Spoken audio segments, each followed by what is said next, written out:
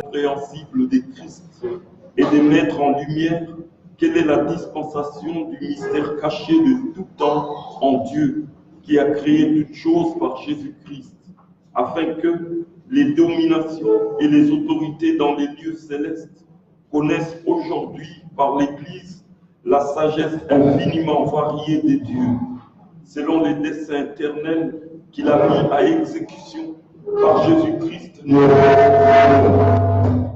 qui nous avons, par la foi en lui, la liberté de nous approcher de Dieu avec confiance. Aussi, je vous demande de ne pas perdre courage à cause de mes tribulations pour vous. Elles sont votre gloire. À cause de cela, je fléchis les genoux devant le Père de notre Seigneur Jésus-Christ, duquel tire son nom toute famille dans les cieux et sur la terre, afin qu'il vous donne, selon la richesse de sa gloire, d'être puissamment fortifié par son esprit dans l'homme intérieur, en sorte que Christ habite dans vos cœurs par la foi, afin qu'étant enraciné et fondé dans l'amour, vous puissiez comprendre avec tous les saints quelle est la largeur, la longueur, la profondeur et la hauteur, et connaître l'amour de Christ qui surpasse toute connaissance, en sorte que vous soyez remplis jusqu'à toute la plénitude de Dieu. Or, à celui qui peut faire par la puissance qui agit en nous infiniment au-delà de tout ce que nous demandons ou pensons. À lui soit la gloire dans l'Église et en Jésus-Christ, dans toutes les générations, au siècle des siècles. Amen. Amen. Que le Seigneur bénisse sa parole. Nous allons chanter. Donnez-moi l'ancien évangile et j'inviterai mon frère. C'est encore l'ancien Saint-Esprit, Satan ne peut approcher, c'est pourquoi le monde le craint, mais il est si bon pour moi, donnez-moi l'ancien évangile, l'ancien évangile, donnez-moi l'ancien évangile, c'est bon pour moi, l'ancien évangile, l'ancien évangile. Merci encore pour ce soir. Merci pour ce rassemblement que tu as rendu possible. Seigneur, bénis richement notre frère Mika pour ces paroles qui viennent d'être lues. Oui, c'est encore l'ancien évangile. Père bien-aimé de nous, c'est que devant ton peuple ne soit exposé que l'ancien évangile, tel que tu l'as présenté, Père, dans la même pensée que tu l'as transmise à nous en ces temps de la fin. Nous te recommandons ce service, que tu permettes à ce que chacun tire profit réel du culte de ce soir, pour qu'en toute chose la gloire, l'honneur et la louange te reviennent, au nom de Jésus-Christ. Amen. Nous pouvons nous asseoir. Nous voudrions vous saluer au nom du Seigneur. Que Dieu bénisse chacun d'entre nous. Je t'ai d'entendre frère Mika chanter ça à l'ancienne évangile. Sa voix donne bien à ces cantiques. C'est vraiment les seuls premiers couplets que j'ai entendus, ça m'a fait du bien. Ça m'a fait du bien. Comme disait William Branham quelque part, nous aimons bien ces bons vieux cantiques. Par rapport à toutes ces choses modernes qui sortent et que l'on entend au point où ça prend même la durée d'un album d'un musicien du monde. Une moyenne d'une année, de 2 ans, et puis vous n'entendez plus parler. Et vous apprendrez qu'il est encore au studio, et puis il y aura encore un album. Et il y a encore des cantiques qui sortent, des chants qui sortent. Et après ça, vous vous demandez, mais tout ça, c'est quoi? Et en fin de compte, nous nous rendons compte que nous sommes une église fondamentaliste. C'est-à-dire que nous sommes une église qui est attachée à ses sources. Nous ne nous approchons pas aux choses d'aujourd'hui. Nous rentrons. Quand nous voyons tous ces cantiques qui sont dans des recueils qui ont été élaborés pendant le temps des réveils, des cantiques inspirés qui gardent encore leur actualité aujourd'hui, quand nous les chantons, ça nous fait du bien. Quand je suis calme chez moi ou sur la route et que je dois chanter « Quel ami fidèle est nous avons en Jésus-Christ », C'est toujours d'actualité, comme si ça a été composé à peine hier, alors que ça fait des siècles que ça a été composé, mais ça reste toujours d'actualité. Que Dieu soit loué pour toutes ces choses. Vous savez que le chrétien ne chante pas. Les chrétiens louent. Tous les autres musiciens chantent. Mais les chrétiens louent. Et la louange est l'expression d'une reconnaissance de ce que Dieu a fait. Amen. Alléluia. Israël n'a pas loué en Égypte. Non. Israël a loué quand ils ont traversé la mer Rouge. Regardez déjà, puisque ça me vient en tête, Isaïe. Je prends Isaïe. Premier j'ai oublié ma montre. Est-ce qu'on peut avoir une montre avec laquelle... Ah oui, ok, ça va, parce que je ne voudrais pas déborder. Avant de rentrer dans ce que l'homme de Dieu vient de dire tout à l'heure là, il y a une passage qui me vient en tête. Isaïe d'abord, je prends avec vous le chapitre 12. Je crois que vous allez vous retrouver là-dedans. Isaïe chapitre 12. La Bible dit ceci au verset 1er. Tu diras en ces jours-là, je te loue, Seigneur. Tu as été irrité contre moi. Ta colère s'est apaisée et tu m'as consolé. Moi, je dis amen ça. Regardez qu'Esaïe dit, je te loue, ô Seigneur. Tu as été, regardez bien le temps, tu as été irrité contre moi. Est-ce que vous êtes avec moi qu'il est question du passé? Oui. Tu as été irrité contre moi. Ta colère s'est apaisée et tu m'as consolé. Alléluia. Gardez les doigts là-bas. Prenez Apocalypse au chapitre 1er. Apocalypse chapitre 1er. Regardez. Voilà. Apocalypse chapitre 1er, je prends rapidement avec vous le verset 5. Et de la part de Jésus-Christ, le témoin fidèle, le premier-né des morts et le prince des rois de la terre, à celui qui nous aime. Oui. C'est quel temps? Pour ceux qui n'ont pas fouillé leur cours de conjugation. C'est le présent de l'indicatif. Je complète le présent de l'indicatif. À celui qui nous aime. Nous disons déjà amen à ça. Et qui nous a délivrés de nos péchés par son sang. Ça, c'est le passé. La délivrance a déjà eu lieu. Mais son amour jusque ce soir. C'est là le secret. À celui qui nous aime maintenant là. Si nous sommes là assis pour écouter sa parole, c'est puisqu'il nous aime. Mais si nous composons un rassemblement des saints, c'est puisqu'il nous a délivrés de nos péchés par son sang. Et il a fait de nous. Alléluia. Il a fait de nous des rois et des sacrificateurs. Oh bien mes frères, je dis à tous les anciens, demandez à Mika, demandez à Emédien, demandez à Richard Zangou et à tous ceux qui ont fait du chemin. Cette écriture, on les lisait en passant vite.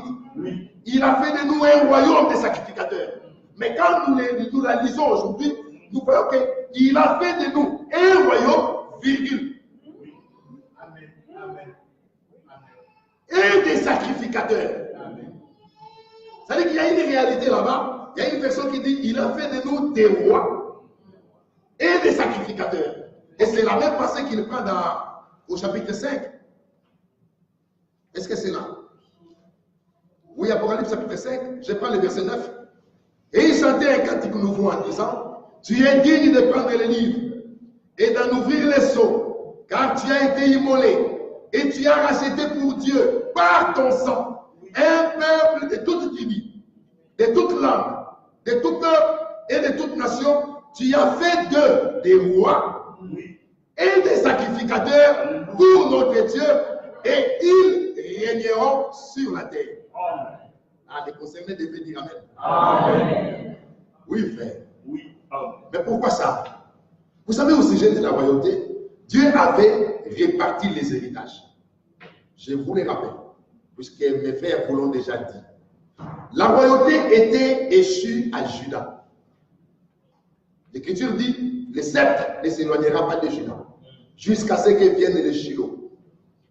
La sacrificature, les sacerdoces étaient échus à Lévi. Donc, Comme l'Écriture le dit dans le Nouveau Testament, nul ne pouvait prétendre même à la fonction du souverain sacrificateur s'il n'avait été appelé comme le fut Aaron. Aaron, vous verrez quelque part, il est dit Aaron le Lévite. Si vous voyez Dieu préciser, Dieu apporter une précision qu'il colle à un nom, c'est qu'il y a un détail qu'il veut montrer par cette précision-là. Quand vous lisez Aaron le Lévite, quand vous lisez Abraham l'Hébreu, quand vous lisez Abraham le croyant, dans certains domaines, il y a des précisions que le Seigneur voudrait apporter à ce niveau-là. Les Lévites, donc les fils de Lévi, c'était à eux d'être sacrificateurs. Et parmi les sacrificateurs, il y en a un qu'on prenait comme étant souverain sacrificateur. Quand à ce qui concerne la royauté, il était échu à Juda. C'est pourquoi le Seigneur, en tant que roi, il est appelé lion de la tribu de Juda. Amen. Alléluia. Alors Paul vient dans Hébreu et il dit, logiquement, un roi ne peut pas sortir de Lévi, un sacrificateur ne peut pas sortir de Juda. Car quand Paul parle à passer, il dit, celui de qui il est dit ces choses, il est descendu de Juda. Tribu au sujet de laquelle Moïse n'a rien dit. En ce qui concerne le travail dans le tabernacle, dans le temps de sacrificature.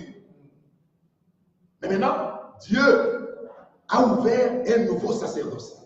Et par ce nouveau sacerdoce, il fallait que Dieu réfère ce sacerdoce à un sacerdoce ancien. Mais s'il prend Aaron, ça pose un problème.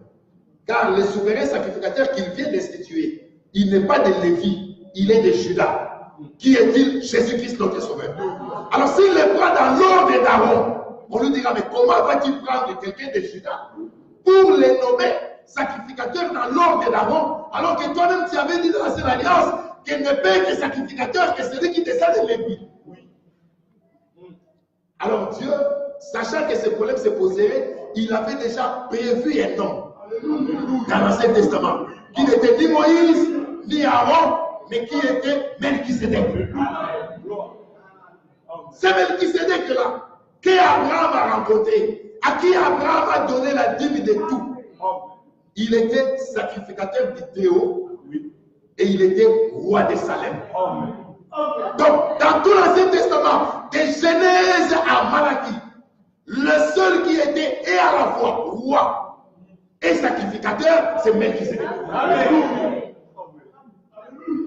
Il n'y en a pas deux, il n'y en a pas trois. Donc, de ce côté-là, comme référence, Aaron est écarté. Moïse est écarté. Tous les autres souverains sacrificateurs qui sont arrivés sont écartés. Tous les autres prophètes comme Moïse qui sont arrivés sont écartés. Dieu est allé chercher Melchisédek.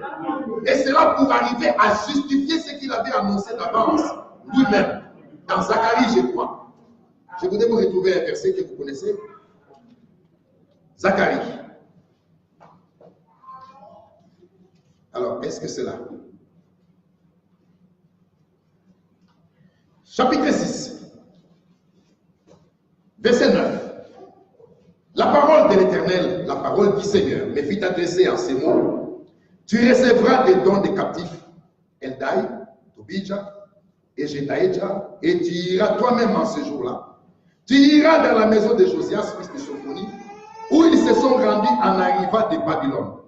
Tu prendras de l'argent et de l'or, et tu en feras des couronnes. Je mets une pause. Tu en feras des couronnes. Pas une couronne, mais des couronnes. Et la Bible dit, et que ces couronnes-là, tu les mettras sur la tête de Josué, fils de Josadak, le souverain sacrificateur. Or, en Israël, les têtes couronnées, les têtes ointes, c'était le roi, le prophète et les sacrificateurs. Mais Dieu vient et lui dit ici, tu feras des couronnes. Mais toutes ces couronnes-là, tu ne les mettras pas sur la tête de deux ou de trois personnes. Toutes ces couronnes, tu les mettras sur la tête d'une seule personne. Alors, comment plusieurs couronnes peuvent être sur la tête d'une seule personne? Logiquement, une tête est faite pour une couronne. Nous sommes d'accord? Une tête est faite pour une couronne. Mais Dieu dit, tu feras des couronnes. Et toutes ces couronnes-là, tu les mettras sur la tête de Josué, souverain sacrificateur. Tu lui diras, ainsi parle le Seigneur des armées. Voici un homme dont le nom est germe, germera dans son lieu et bâtira les temples du Seigneur. Il bâtira les temples du Seigneur et il portera les insignes de la majesté. C'est-à-dire qu'il sera roi. Alléluia. Non seulement qu'il doit bâtir, mais il portera les insignes de la majesté. Il s'assiera et dominera sur son trône. Le trône n'appartient pas à un prophète. Le trône n'appartient pas à un sacrificateur. Le trône appartient à un roi.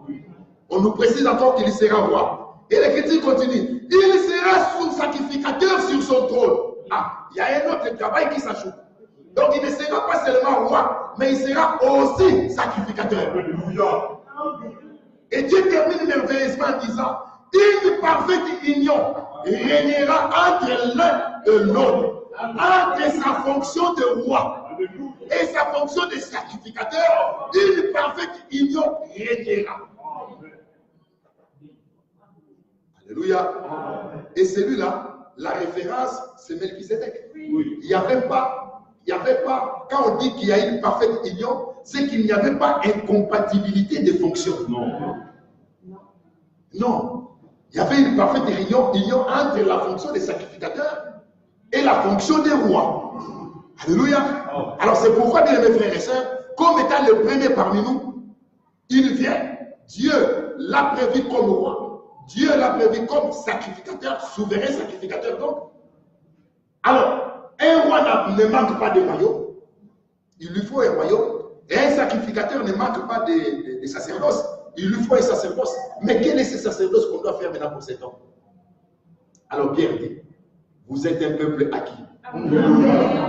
Une nation sainte. Un sacerdoce royal. Alléluia. Un sacerdoce royal. Car dans cette affaire, le souverain sacrificateur est à la fois roi. Alors, pour nous rappeler ça, il ne régnera pas seulement, mais déjà aujourd'hui, il règne dans nos cœurs. Alors, l'exemple, frère, c'est David. Regardez. Gardez la pensée. David, 1 Samuel chapitre 22. Est-ce que vous êtes avec nous? 1 Samuel chapitre 22. Que dit l'Écriture là-bas?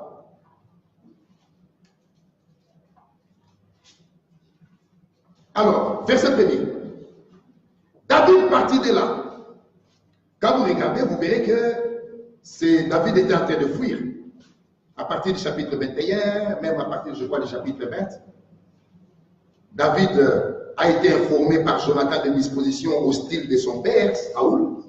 Et David s'est enfui. Mais qui ont créé des problèmes à David? C'est des femmes. C'est des femmes. Quand David a vaincu Goliath, les femmes ont commencé à chanter. Saoul a bâti ses villes. David a bâti ses 10 000. Il y en a qui entonnaient, il y a d'autres qui répondaient. Saoul dit, à moi, roi, on donne 1000. Et à David, on donne 10 000. Alors Saoul s'est dit, non, c'est David là doit mourir. Or, aux yeux du Seigneur, le roi, ce n'était pas Saoul. Depuis que David a été loin, aux yeux du Seigneur, le roi, c'était David. Et il y a même un merveilleux verset qui dit que même quand Saoul régnait, c'est toi qui faisais sortir et faisais entrer le peuple. David a appris les menaces. David s'est enfui. 1 Samuel chapitre 22. L'Écriture dit ceci. Mon frère Gabi, prends ça pour toi. Que chacun d'entre nous le prenne pour lui. La Bible dit que David partit de là et se sauva dans la caverne d'Adullam. Ses frères et toute la maison de son père la prirent et ils descendirent vers lui. Que dit l'Écriture? Verset 2. Tous ceux qui se trouvaient dans la détresse, ceux qui avaient des créanciers ou qui étaient mécontents, se rassemblèrent auprès de lui et il devint leur chef. Quel groupe!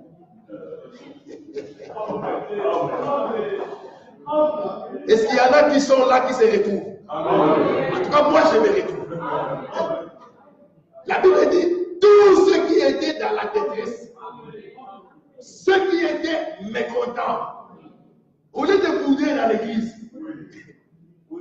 allez chez David. Ceux qui avaient des créanciers, moi j'ai des dettes, ils sont allés auprès de lui et la Bible dit David devait leur chef. Il y a ici ce soir plus que David. Alléluia.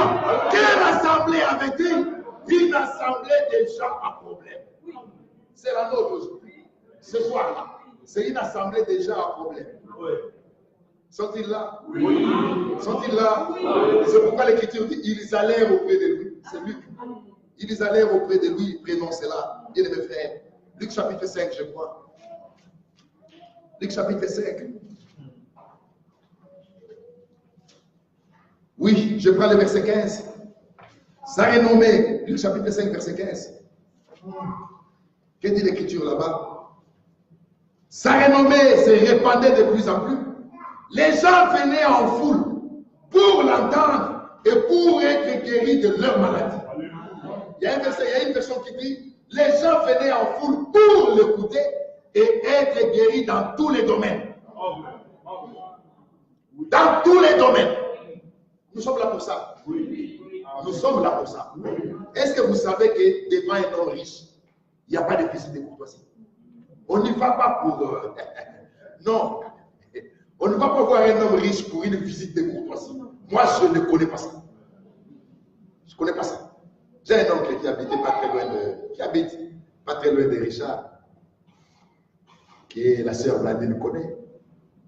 Il était DG. Et quand j'ai fini mes études, j'ai pris mon diplôme d'université, je suis venu lui déposer. Il me dit, qu'est-ce que tu veux que je fasse? Je t'ai payé les études. J'ai dit, ça ne suffit pas. Tu dois me trouver du travail. Je dis, ah mais non, j'ai dit, voilà les diplômes, je les laisse. Mon CV est là, je pars. Et je suis parti. Une semaine après, je passe. Bonjour oncle, comment ça va? Oh, ça c'est une salutation intéressée. Je sais pourquoi tu es là. Tu es venu demander, je n'ai pas encore trouvé. Je dis non, pas de problème, j'étais chez maman Impala ici au culte. C'est comme ça que je suis passé juste pour te saluer. Dis non, je sais. Dis non, l'assemblée est ici sur ton avenue. En remontant, je m'arrête pour te saluer. Je dis, oh, je sais. Je vais trouver, je n'ai pas encore trouvé.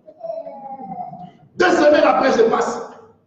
Qu'est-ce qu'il y a? Non, je viens du côté de Sangamamba, alors je suis passé juste pour te saluer. Je sais. Et puis un jour, j'arrive. Pendant qu'on était en train de parler, j'entends un klaxon là. C'est le directeur général de l'époque de notre entreprise qui venait d'arriver. Et il entre et dit, alors l'oncle lui dit, Robert, trouve-moi du travail pour ces petits qui me dérangent. Et le DG dit, bon, qu'il amène son dossier le lundi. Et j'ai amené le dossier. Et c'est le DG qui m'a donné son papier dans son bureau avec son stylo pour me dire, remplis la feuille d'audience, remplis la demande d'emploi ici, pas dans la salle de réunion. Je vais dans la salle de réunion, j'ai rempli la demande d'emploi, j'ai déposé, on m'a soumis au test, j'ai fait les tests et j'ai commencé le travail. Et c'est là que j'ai compris que devant un homme riche, il n'y a pas de visite de courtoisie. Moi, là, votre frère Nazaire, quand je viens ici, dans cet tabernacle, je ne viens pas pour une visite de courtoisie. Là où Dieu parle, moi, je viens pour un intérêt. La visite à moi, c'est une visite d'intérêt. Même quand on dépense l'argent, si tu vas voir ton oncle qui a l'argent, tu comptabilises même en disant, c'est le transport de l'aller. Quand je vais le dépasser, celui qui va me donner au retour couvrira même celui de l'aller. Vrai ou faux, les chaînes, vrai ou faux? Alors ici, quand je viens, même malade, je viens, puisque je sais que le peu d'énergie que je dépense en venant, quand il va me fortifier, ça couvrira même au retour. Ils étaient venus à sa présence pour écouter sa parole et être guéris dans tous les domaines. C'est pourquoi, ce soir, quand je viens avec un dossier. Je le dépose. Si nous avons culte le dimanche, je vais revenir pour faire le suivi du premier dossier. Et s'il y a un dossier qui est né dans l'entretemps, je le dépose aussi le deuxième.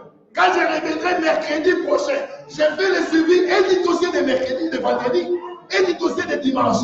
Mais s'il y a un dossier qui est né le lundi, je le dépose aussi. Car le seul homme de la terre qui a dit, venez à moi. Vous tous. Même Bill Gates ne l'a jamais dit. Malgré ses milliards de dollars, il ne l'a jamais dit. Aucun riche de la terre n'a dit, venez à moi.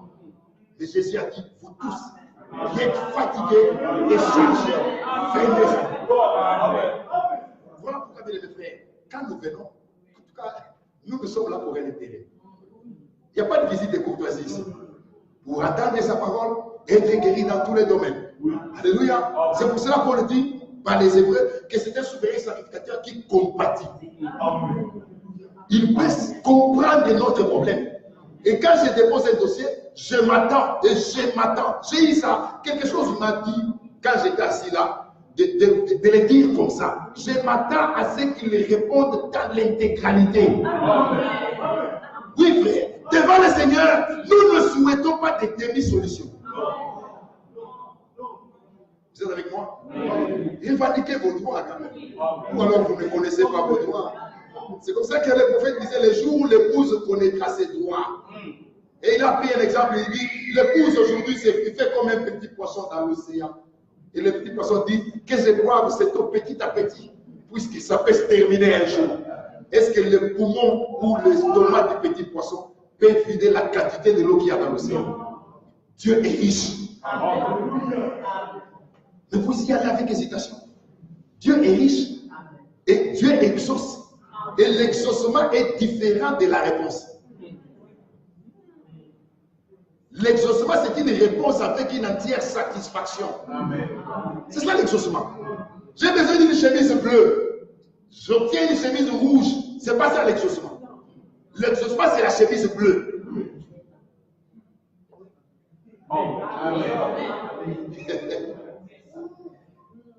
Matthieu, il y a une écriture qui vous a toujours échappé. Je vous la répète. Marc chapitre 8. Marc chapitre 8. Je prends le verset 22.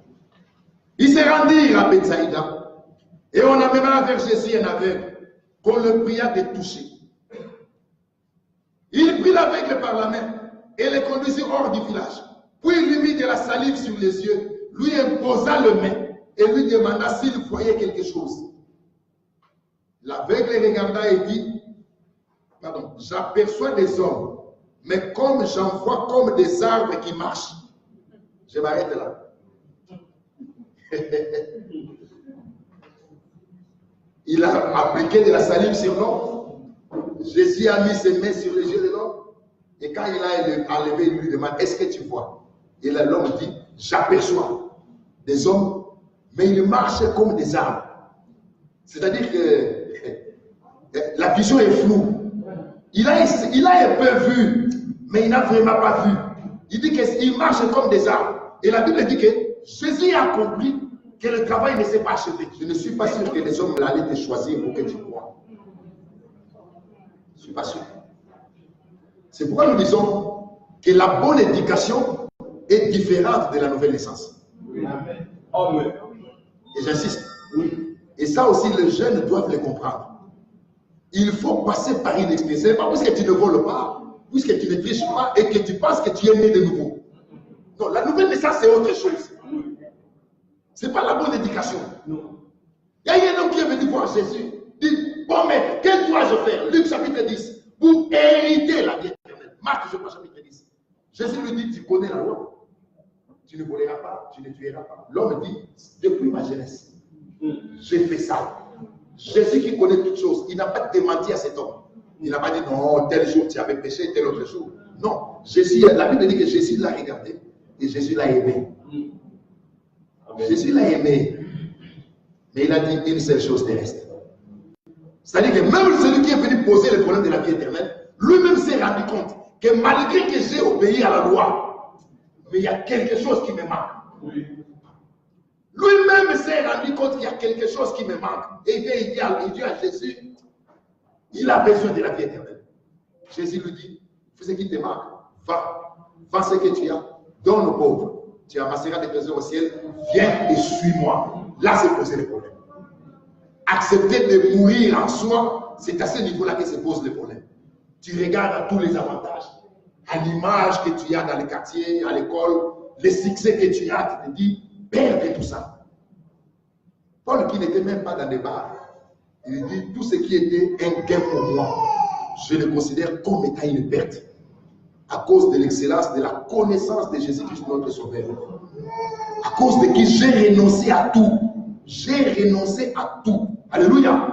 Bien mes frères et sœurs, heureux celui que tu choisis. Le choix porté par Dieu sur nous doit nous amener à prendre une responsabilité, à prendre conscience de la responsabilité que nous avons. En fait, nous ne sommes pas les meilleurs des hommes. Arrêtez-nous un instant, arrêtons-nous un instant. Dieu ne nous a pas choisis du fait que nous soyons le meilleur des hommes. Non. Le problème, c'est que dès avant la fondation du monde, il y a des noms qu'il avait prévus. Il y a des hommes qu'il a connus d'avance. Alors, je vais monter un peu plus haut et vous demander vraiment d'être spirituel et de bien me comprendre. Regardez, un jeune homme dans un quartier qui regarde une jeune femme et qui pointe la jeune femme. Mais la jeune fille ne sait pas que toutes les fois que je passe ici, ce monsieur-là les regarde. Au point où le monsieur peut même faire des investigations pour savoir où est-ce qu'elle étudie. La pauvre ne sait pas qu'on fait des recherches sur elle. Où est-ce qu'elle étudie? Quels sont les milieux qu'elle fréquente? On fait des recherches, il fait des recherches. Au point où ça peut prendre une année, ça peut prendre 2 ans. La fille peut même perdre son père et le monsieur vient même au deuil. Il vient au deuil, et puis il assiste au deuil, et puis il part. Il part. Son seul souci, il se dit, oh, que personne ne la ravisse. Mais comme c'est un choix humain, il peut être surpris d'apprendre que non, il y a quelqu'un qui est plus rapide et qui est passé qu'il a récupéré. Là, alors il va regretter. Mais regardez que si jamais il arrive à épouser cette femme, si c'est une sœur à l'église avec un frère, la sœur peut lui poser un jour la question du mec. Qu'est-ce qui s'est passé? Et il peut être surpris d'apprendre que le frère lui dit, mais ça fait 3 ans que j'ai observé. Comment ça? 3 ans? Oui. D'ailleurs, j'ai demandé des nouvelles auprès de la sœur Doudou. Je suis allé voir la femme d'Inodi, j'ai demandé des renseignements sur toi. J'étais avec Blandine, avec qui tu es régulièrement, j'ai posé des questions et je leur ai demandé de ne pas t'en parler. J'ai pris tous les renseignements. Je sais là où tu es. Même au deuil de ton père, j'étais là. Alors finalement, ça devient la CIA. Et oui, mais je devais quand même chercher à... Et c'est ce que Dieu a fait. Dieu nous a pointés. Et quand nous sommes nés, il nous regardait. Partout les nuits est passé, Dieu regardait. Alléluia. Partout les nuits passées, Dieu regardait. Dieu connaît le chemin par lequel nous sommes passés. Encore amène à ça. Mais ça, il était calme pour moi, puisqu'il sait que personne ne pouvait nous rater. Il savait que ceux-là, ils m'appartiennent. Qu'ils montent à gauche, qu'ils montent à droite, qu'ils aillent fumer, qu'ils aillent voler, ils finiront par revenir ici. Je monte encore plus haut. Les jours où il verra maintenant que le temps est là, Dieu va monter un concours de circonstances. Il va monter un concours de circonstances pour que toi, tu rencontres la vérité. Si quelqu'un doit passer dans ta ville pour prêcher, s'il faut que toi, tu quittes la ville pour aller dans une autre ville pour aller entendre la parole, Dieu va monter des circonstances pour qu'à la fin, il te récupère. Et quand tu comprends, tu peux te dire, heureux celui que tu choisis. Et que tu admets en ta présence. Le choix. Bien mes frères, nous n'étions pas les meilleurs des hommes. Mais Dieu nous a fait confiance. En fait, que Dieu a regardé cette assemblée des gens à problème. Dieu s'est dit, avec cela, j'aurai la victoire dans la Odyssée. Là, je monte encore plus haut. Dieu regarde et dit, avec cela, je vaincrai dans la Odyssée. Alors, si les hommes nous regardaient, ils diront maintenant, c'est ça que tu as choisi. Imagine-toi que tu vas trouver une femme et puis tu présentes à ton père et ton père te dit, ah, tu n'as pas trouvé mieux. Et imagine-toi que ce soit même devant cette femme-là. Tu comprends comment la femme va être profondément déçue plutôt. Elle gardera une mauvaise image de ton père. Ton père te dit en face de la fille, il dit, tu n'as pas trouvé mieux, mon fils. Tu n'as vraiment pas trouvé mieux. Bien mes frères, Paul dit, Dieu a choisi les choses viles du monde. C'est là que nous sommes. Dieu a choisi les choses viles du monde. C'est-à-dire que ceux à qui on ne pouvait pas donner la vie éternelle, c'est ceux-là que Dieu a choisi. Ah oui. Est-ce que vous avez compris? Mais puisque vous devez encore mieux comprendre, Prenez la sélection française. Il y a un sélectionné, celui qui a choisi. Didier Deschamps a choisi librement. Mais il y a un bon joueur qu'il a laissé, Benzema. Tout le monde l'a critiqué. Tout le monde a parlé. Tout le monde, je dis bien tout le monde. Peut-être même dans cette assemblée, il y en a qui ont parlé. Mais l'homme a dit, j'ai choisi cela. Il y en a qui ont dit, mais Giroud là, qu'est-ce qu'il représente devant Benzema? Mais le sélectionneur l'a choisi. Et il dit, je pars avec cela. Alors vous dites, mais c'est une équipe sans cohésion. J'ai suivi des journalistes. C'est une équipe sans cohésion. Cette équipe-là, elle n'ira même pas loin. Petit à petit, on voit que cette équipe monte. Petit à petit, cette équipe monte. Elle passe d'expérience en expérience. Et jusqu'à la fin, avec ce que vous avez négligé là, l'homme a pu obtenir sa Coupe du Monde. Et il revient. Même toi qui avais boudé, tu as fait sortir les drapeaux. Tu as fait sortir les drapeaux. Tu dis champion du monde. Mais tu avais boudé au départ. Maintenant, ceux qui ont été choisis et qui savaient qu'ils étaient limités par rapport à l'autre, ils ont pris conscience de leurs limites et de leurs responsabilités. Ils disent que nous devons travailler pour qu'à la fin, qu'il soit clairement manifeste qu'il avait raison de nous choisir. C'est pourquoi l'épouse s'abstient, c'est don des sacrifices. L'épouse se soucie de sa marche. L'épouse se soucie de son témoignage. L'épouse se soucie de la vie de Dieu en elle. Pour dire qu'à la fin, quand on la regardera, qu'on dise, Dieu avait raison de le choisir. Amen. Oh frère, quel souverain sacrificateur nous sommes? Alors puisqu'il règne sur nous, l'Écriture l'appelle souverain sacrificateur puisque nous sommes des sacrificateurs. Et l'Écriture l'appelle roi des rois puisque nous sommes des rois. Il n'est pas le roi qui règne sur les Macron et les autres. Non, il est le roi qui règne sur nous qui sommes des rois. Quand la Bible dit qu'il a fait de nous des rois et des sacrificateurs. Et nous les couronnerons comme roi des rois. Nous les couronnerons comme roi des rois. Alléluia. C'est pourquoi, bien mes frères et sœurs, quand nous regardons cette affaire, c'est là qu'on se rend compte que l'amour de Dieu est très grand. Oui, frère, heureux celui que tu choisis. Est-ce que maintenant tu comprends que tu as choisi? Tu as été choisi. Heureux celui que tu choisis. Pour qu'il habite dans tes parvis, nous nous rassasierons du bonheur de ta maison, de la sainteté de ton temps. Dans ta bonté, tu nous exauces par des prodiges. Alléluia. Tu es de notre salut, espoir de toutes les extrémités lointaines de la terre et de la mer. Dans ta bonté, tu nous exauces par des prodiges. Oui, frère. Je dois aller à Tours. Je devais rentrer aujourd'hui, mon frère Nika. J'ai décalé le voyage.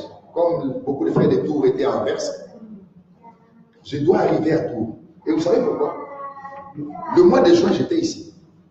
Quand je suis allé prêcher à Tours, à la fin du culte, le petit groupe de Tours a prié.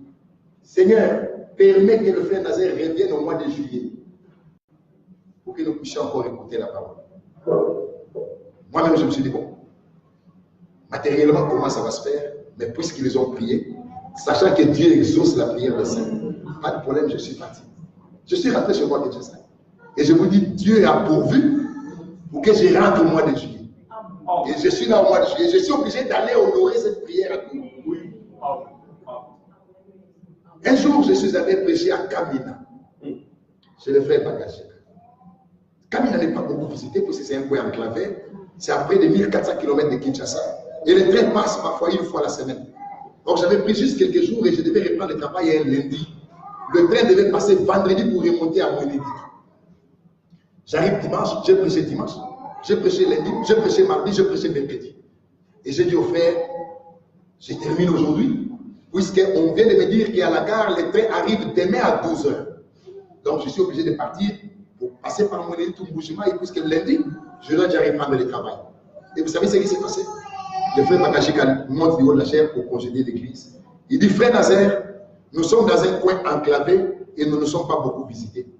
Nous voulons prier pour que nous puissions tenir un culte demain, comme tu es là, et que ce train connaisse un retard. Et comme je sais que Dieu exauce la prière des saints, je dis à frère Bakashika, ne fais pas ça. Il dit, non, non, frère, on va prier. Ils sont une vingtaine. L'église levée, on va prier.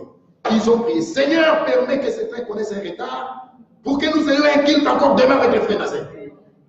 Au nom de Jésus-Christ, amen, amen. Bon, rentrons en paix. Nous nous retrouvons demain à 16h30 pour écouter la prédication avec notre frère Nazaire. J'avoue que même moi-même, je suis parti. Je me suis dit, qu'est-ce qui va se passer? Qu'est-ce qui va se passer? Nous sommes mercredi soir. On arrive jeudi à 12h, comme prévu. Le train qui est venu de Lubumbashi entre en gare à Kamina. Le train entre en gare à 12h jeudi, comme prévu. Et moi, je ne me suis même pas déplacé pour la gare. Je me suis dit, j'arrête. Je reste chez moi, là où j'étais hébergé, puisque la prière a été faite. Maintenant, le reste, c'est de voir qu'est-ce que Dieu va faire. Et vous savez ce qui s'est passé? On donne les communiqués à la gare. Il n'y a pas suffisamment de lubrifiant dans la locomotive. Le train doit passer la nuit à Kamina pour attendre un approvisionnement qui doit venir de Luena, une cité qui est un peu plus à la balle.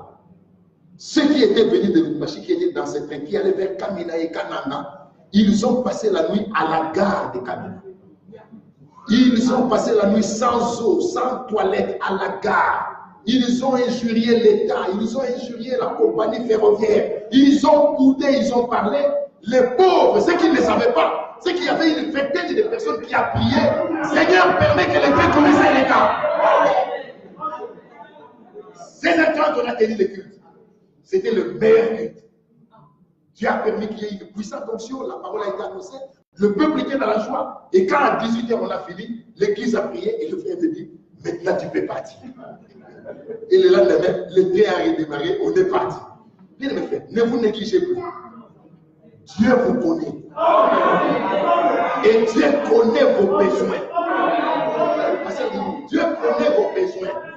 Maintenant, pour son plaisir à lui, il dit, demandez. Il pouvait exaucer sa demande. Puisque je vous dis qu'il y a des choses que Dieu fait sans que vous les demandez. Si Dieu vous montrait tous les combats qu'il livre pour vous, le jour et la nuit, vous aurez peur. Puisque même celui avec qui tu étudies, ou celui avec qui tu travailles, tu ne connais pas qui il est. Il y a des choses que Dieu fait, vous ne demandez même pas. Mais pour certaines choses, il a dit pour son plaisir, pour qu'il vous entende. Il dit, demandez. Ça fait du bien de rentrer à la maison et d'entendre la voix de ses enfants. Ça fait du bien, non? Christian ne connaît pas ça. Ça fait du bien de rentrer et de voir Nazaire Junior venir, papa. Et ils ont tellement confiance en leur père. Un jour, je viens trouver un débat chez moi à la maison.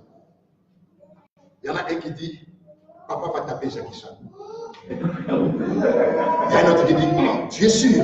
Je dis, oui, j'ai côté la force de papa. Jackie Chan, là, qu'est-ce qu'il fait dans le papa? Alors moi-même, j'entends la discussion. Je ne suis pas intervenu, je suis passé et j'ai réfléchi moi-même, j'ai regardé avec côté. Voilà, Jackie Chan. Est-ce que ça va marcher? Bon, je les laisse terminer l'affaire. Ils ont tellement confiance en leur père que pour eux, c'est l'homme le plus fort. Mais à combien plus forte raison, nous, avec Dieu, notre Père? Bien mes frères, Dieu, mon frère, Dieu, quand vous venez chez lui, ne le voyez pas comme un homme, qu'il peut ne pas avoir la solution. Ne le voyez pas comme ça.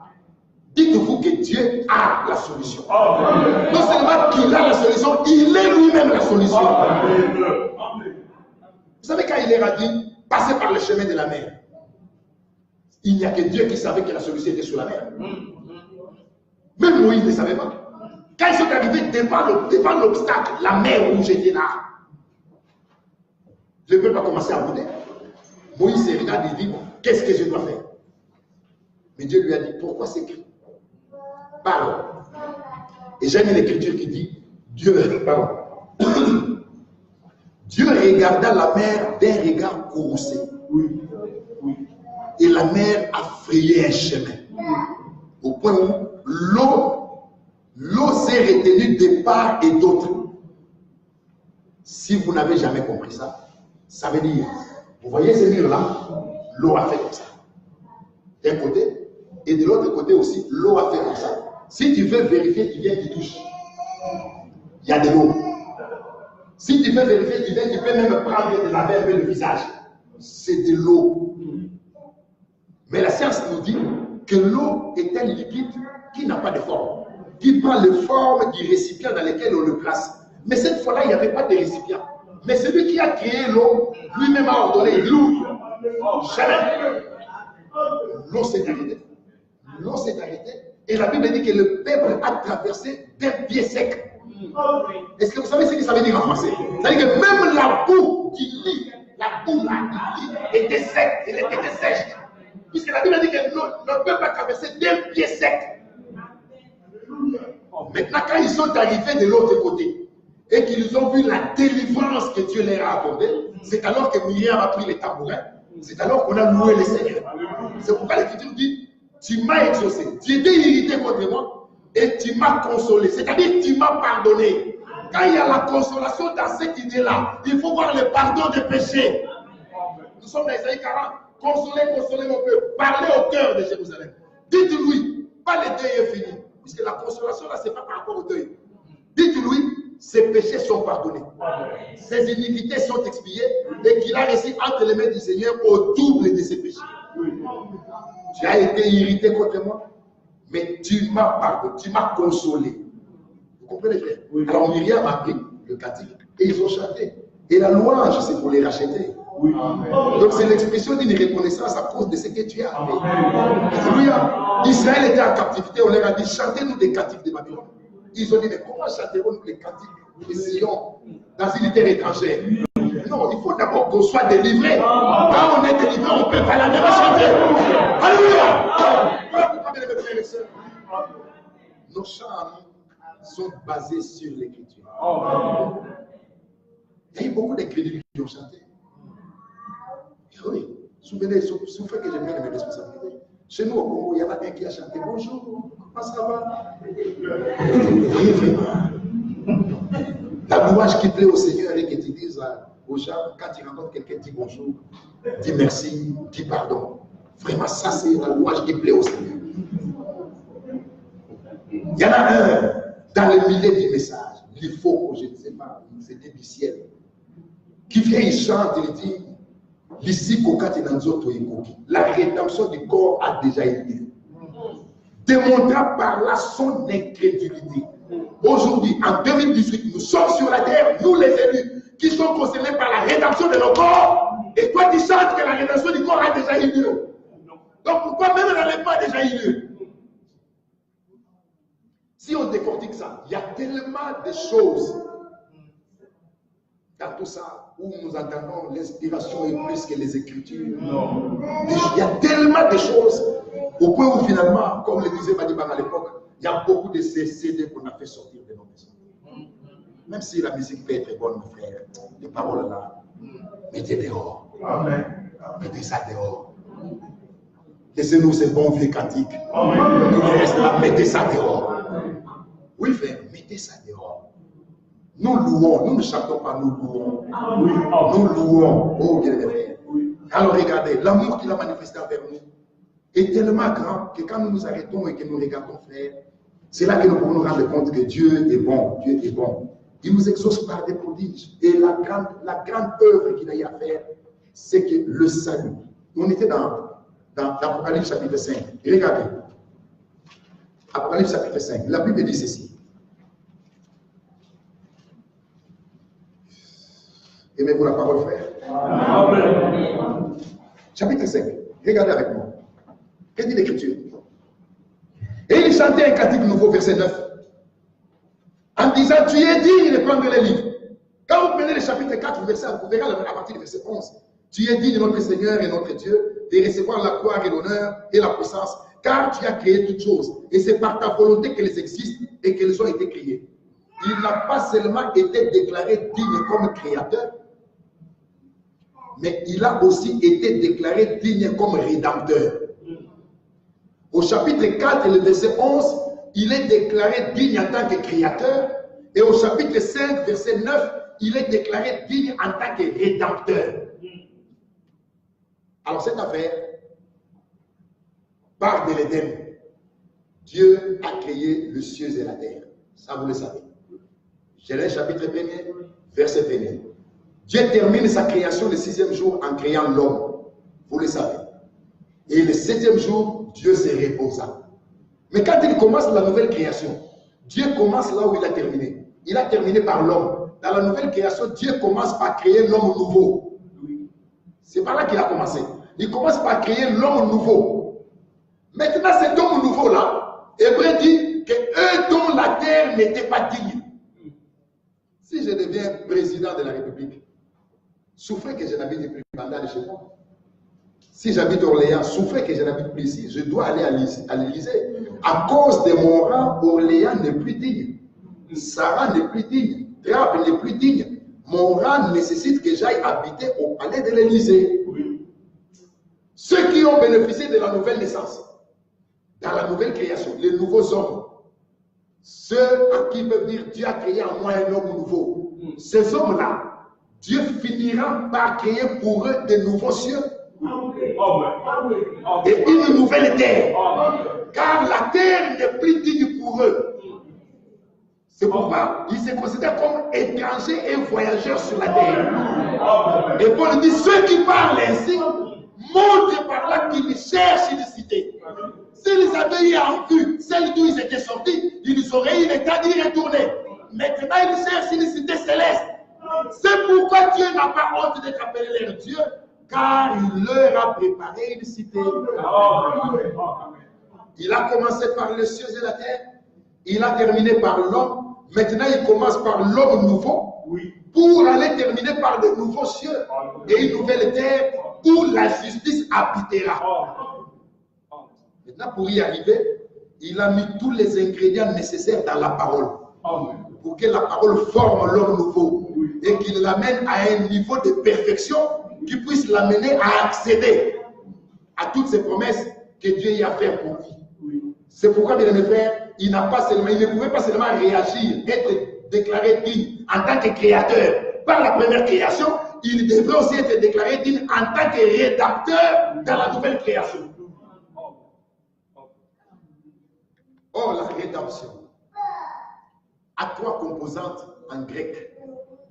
Le mot grec de la rédemption, écoutez frère, on va chuter ici là. C'est hexagorazo en grec. Vous n'êtes pas obligé de les retenir. Dans hexagorazo, il y a 3 particules. Il y a ex, il y a agora, et puis il y a zo. Ex, ça veut dire ordre. Exclésia, ceux qui sont appelés ordre. Excommunier, mettre ordre. Exclure, écarter. Agora, c'est le marché. La place publique, le marché, la place de la cité. Zo, c'est le prix. C'est-à-dire que Dieu a donné un prix. Et nous qui étions sur le marché, Dieu nous a retirés en dehors du marché pour faire de nous ce qu'il veut. Puisque celui qui obtient un bien au marché et qui a payé le prix, il peut en faire ce qu'il veut. C'est là que l'Écriture dit que nous sommes comme une pâte entre ses mains. Et Dieu nous donne la forme qui nous convient. Il travaille à nous pour qu'à la fin nous puissions revêtir la forme qui lui convient. Notre souci à nous aujourd'hui, ce soir, doit être que dans nos cœurs, que rien ne soit un obstacle pour empêcher Dieu d'agir à nous. C'est ça le problème. C'est là que nous entrons maintenant dans notre exhortation. Qu'il n'y ait pas un obstacle pour empêcher Dieu d'agir à nous. Nous avons entendu avec vous que Frère Franck venait de dire dernièrement ici, qu'Israël a passé par des expériences. Et ces expériences étaient visibles. Depuis la sortie de la mer Rouge, de l'Égypte, jusqu'en Canaan, Israël est passé d'expérience en expérience. Et ces expériences étaient visibles. L'épouse doit aussi passer par des expériences. Et ces expériences doivent être visibles. De manière à ce que même sans parole, ceux qui te connaissaient, quand ils regardent, ils se disent, ah, il y a quelque chose qui va. Il y a quelque chose qui a changé. Oh, bien aimé frère, écoutez ceci. J'ai beaucoup aimé la position d'Élisée. Élisée a compris qu'Élie partait. Élie lui a dit, reste à Gilgal. Élisée a dit, je ne reste pas. Ils sont arrivés à Jéricho, reste à Jéricho, je ne reste pas. Bethel, reste à Bethel, je ne reste pas. Jusqu'à ce qu'ils étaient obligés de traverser le Jourdain. L'épouse ne doit pas se contenter d'être à Gilgal. L'expérience chrétienne, ça va. C'est bien. Mais je vous dis, ça ne suffit pas. Et vous le savez. L'épouse ne peut pas se contenter d'être régulière à l'église. Faites, elle, la maison de Dieu.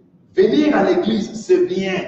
Mais ça ne suffit pas. L'épouse ne peut pas se contenter de Jéricho, où il y a eu des miracles. Des miracles sont tombés. Même si tu as expérimenté des miracles, c'est bien. Mais ça ne suffit pas. Il faut traverser le jour. Et que la mort en soi soit une réalité. Amen. Dites encore Amen. Et tu n'auras pas besoin, de qu'on te le dise. Toi-même, tu sais. Toi-même, quand tu te regardes, tu te dis, Dieu a fait quelque chose. C'est pourquoi le psalmiste dit, quand le Seigneur changea notre situation, nous étions comme ceux qui font un rêve. C'est-à-dire, comme on dit chez nous à Lingala, les Guélibisso. Nous étions comme ceux qui font un rêve. Nous-mêmes, nous qu'est-ce qui s'est passé? Bien aimé frère, je lisais William Branham aujourd'hui. Frère Branham dit, dans une prédication, il dit, le salut est éternel. Celui qui est sauvé, il est sauvé.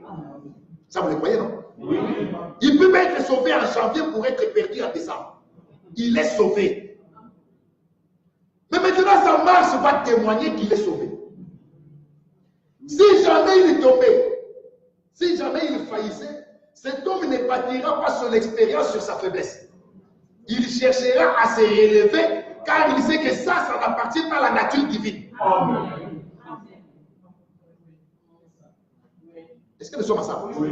Mais maintenant, quand quelqu'un perdu et fait même de ses expériences, de ses faiblesses, son expérience à lui, c'est là que commence à se poser au départ le problème du salut. Oui. C'est dur. Mais c'est vrai. C'est là que commence à se poser au départ le problème du salut.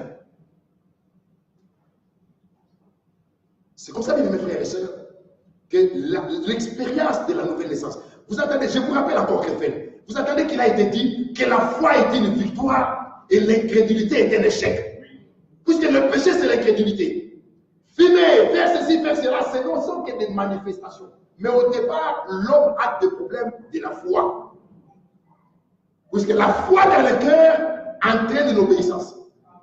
Et celui qui comprend la grandeur des promesses, celui qui comprend l'importance des promesses qui sont devant, lui-même va commencer maintenant à avoir une autre échelle de valeur par rapport aux événements qu'il rencontre sur la route. Qu'est-ce que ça représente devant les promesses? Dois-je trahir les promesses à cause de ça? Ou à cause de ça? Comme je l'ai dit hier à Paris, l'Écriture dit, je serre, et je vous le rappelle, je serre ta parole dans mon cœur afin de ne pas pécher contre toi. Vous le savez, non? Oui. Dites Amen à ça. C'est-à-dire, pour que quelqu'un pêche, je dis bien, peu importe le péché, pour que quelqu'un pêche, il doit commencer par abandonner la parole. Oui. Tu ne peux pas pécher avec la parole. Ça ne peut pas avoir lieu. Non, l'Écriture qui dit ne vole pas, c'est la parole. Mais quand tu voles, tu as commencé par abandonner d'abord cette écriture-là, qui dit ne vole pas. C'est-à-dire que si cette écriture-là qui dit ne vole pas, tu la serres dans ton cœur, tu ne voleras pas. Est-ce que c'est clair? Alors maintenant là, ce n'est pas un problème fabriqué par quelqu'un. Non, si quelqu'un veut fabriquer ça, il peut le produire, mais ça n'aura pas de résultat. Mais c'est une expérience avec le Seigneur. Alléluia. Puisque Paul dit quelque part, je crois que c'est Paul qui dit, nous prêchons tous d'une manière ou d'une autre. Puisque la marche est parsemée de problèmes. Mais les élus ne basent pas leur expérience sur leur faiblesse. Ils désirent s'améliorer. Et ils vont d'expérience en expérience jusqu'à ce qu'à la fin de la course, Dieu ne reprendra pas le travail à zéro. Non. Dieu mettra la dernière main sur la patte. Amen. Amen. Oui. À son retour, il vient ici. Dieu ne reprendra pas le travail à zéro. Non. Non. Il mettra la dernière main sur la patte. C'est-à-dire que les dernières petites choses, qui étaient, les reliquats qui étaient restés là, c'est sur ça qu'il va travailler. Après que l'essentiel ait déjà été fait pendant la marche. Oui. Dites Amen à ça. Amen. C'est dur, hein? Est-ce que c'est dur? C'est pas dur. Mais ce qui sera dur, c'est quand vous attendez que l'Écriture dit que le jugement commence par la maison de Dieu. Et si le juste se sauve avec peine, c'est-à-dire qu'à un certain moment, il doit parfois se sacrifier lui-même, pourvu qu'il se dise, il était esclave du péché. Il a été délivré pour devenir esclave de la volonté de Dieu. Et maintenant, cet esclavagisme, quand il devient esclave de la volonté de Dieu, la nouvelle naissance amène Dieu en œuvre dans son cœur. Pour que Dieu, c'est là que Dieu lui rend capable.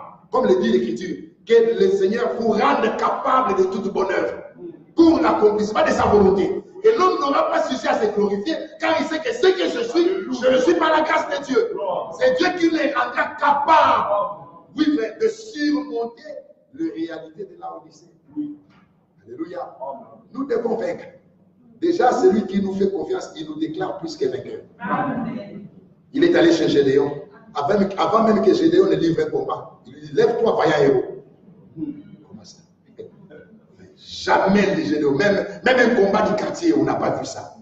Où Gédéon a battu même un ami du quartier. Le petit combat du quartier, là, on n'a pas vu ça. Mais Dieu vient chez Gédéon et dit, lève-toi, vaillant héros. Comment ça? Moi? Gédéon dit, moi? Vaillant héros? Regarde, ma famille est même la plus petite. Les Mananélites nous menacent ici. Voilà. Il a donné des explications. Dieu dit, malgré ça, je suis avec toi. Amen. Malgré ça, je suis avec toi. L'essentiel est que dans la marche, qu'il soit avec nous. Alléluia. Qu'il soit avec nous. S'il est avec nous, la victoire est certaine. C'est pourquoi, mes frères et sœurs, celui qui revient à Golgotha, celui qui revient au pied de la croix, toutes les fois qu'il y a quelque chose qui ne va pas, et qui revient avec un cœur sincère, Dieu l'aide. C'est là que l'Écriture, c'est là qu'il nous a été dit que de la même manière qu'Israël est parti d'expérience en expérience, le pouce doit aussi aller d'expérience en expérience. C'est-à-dire qu'aujourd'hui, en sortant du culte, quelque chose va tomber. Je n'ai pas entendu vos amis. En sortant du culte, quelque chose va tomber. Toutes les fois que nous sommes devant la parole, quelque chose doit tomber. Oui, mais pourquoi nous venons? Pourquoi? Je ne suis pas un grand prédicateur. Je reviens à des choses simples. Pourquoi nous venons? Dites-moi pourquoi nous venons. Pourquoi tu es allé à l'école? Pour rester comme tu étais. Il y a une plus-value, non? L'enfant qui n'écrivait pas commence à écrire. Mais qu'est-ce qui fait que dans la classe, les mêmes profs, les mêmes cours, la même mathématique, il y en a un qui a 19 sur 20, il y en a un autre qui a 2 sur 20. Qu'est-ce qui se passe? Est-ce que le professeur a bien expliqué à l'un et a mal expliqué à l'autre? Non. Il y en a un qui a des dispositions, des vraies dispositions qui vont dans le sens des mathématiques. Il y en a un autre, même s'il ouvre grandement les yeux, il ne comprendra jamais les mathématiques. Il y en a qui ont fini les collèges, ils ont eu leur bac, mais ils n'ont jamais compris les mathématiques. Et ils sont même dans cette salle. Ça ne dépend pas de l'homme. Déjà, si Dieu t'a compté du nombre de ceux qui devraient croire, Dieu te donnera tous les ingrédients nécessaires pour que tu surmontes tout ce qui ne va pas. Et c'est ça notre victoire dans la marche. Alléluia. C'est pourquoi, bien mes frères, c'est comme le sommeil dans l'église. Vous savez, il n'y a pas de démon de sommeil, d'abord. Quand la fatigue est là, quelqu'un peut somnoler. Un jour, il parlait, il dit, un frère était devant lui, lui il prêchait. Et le frère dit, il sent qu'il dort. Au lieu de se lever pour aller derrière, il dit non, je ne vais plus dormir. Il a pris la décision. C'est lui qui a pris la décision. Maintenant, prenant la décision, il fait comme ça devant lui. Pour ne plus dormir. Le frère Firmin dit, je vis seulement les petites boules noires de ses yeux se sont remontées et tous les yeux sont restés blancs. Je dis, voilà, il dort. Ouvert, mais il dort. Alors qu'il venait de prendre la décision qu'il ne va pas dormir. Non, bien frère, ce n'est pas un problème. Si tu avais les capacités de t'échanger, tu t'échangerais.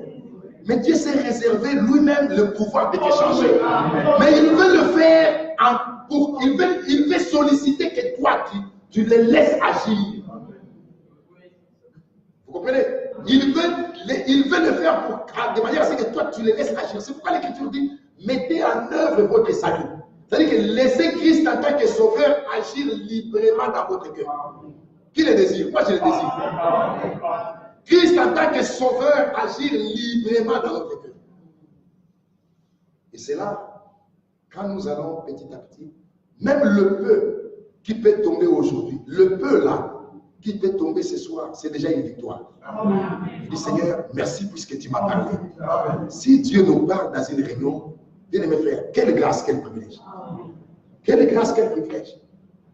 Et je dis toujours, je ne sais pas pourquoi je parle ici, je dis toujours que si William Branham était pasteur de certaines assemblées, il y a des gens qui ne le voudraient pas.